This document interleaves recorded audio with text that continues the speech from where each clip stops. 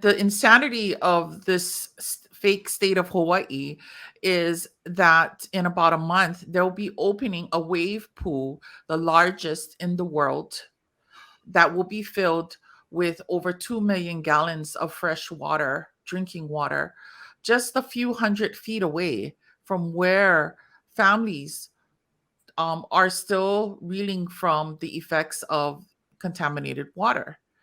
And that's the insanity that we have to deal with because greed rules here in Hawaii. Capitalism has been, um, a bane of our existence, basically. What Healani just pointed to, and what a lot of people in the comments are pointing to, is the one thing that, like, there's so many different things about Flint, Michigan, right? It was technically like a government issue, but I mean, it was in large part due to state capture by capitalist interests of local government, right?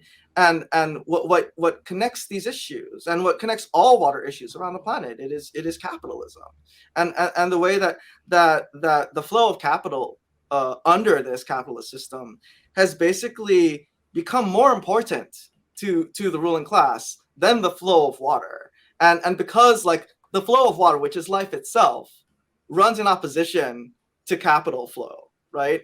They will prioritize capital every single time, and that's why this ruthless, like, world-ending system has to be overthrown and replaced, and restored with indigenous lifeways, with land return, with water return, because and this speaks to the biggest lie of U.S. empire. Like, we've heard a lot about, like, the many lies. Danny and Healani went through a lot of them, like the lie of the treaty, the existence of a treaty of annexation, right?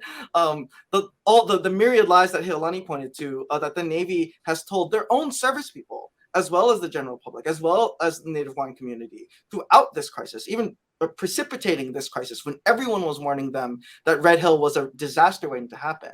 The biggest lie on top of all of this is that the U.S. military keeps us safe. And I think Red Hill and all of the crisis that connect with it is all the evidence you need to know that the opposite is true, that we, in fact, keep us safe, that water keeps us safe, and that there's none of the boogeyman that they have cast for us to hate at any given moment, from Russia to China to the DPRK to Cuba to Iran. None of them have even threatened to do what the U.S. military has already done within the past 2 years to this island.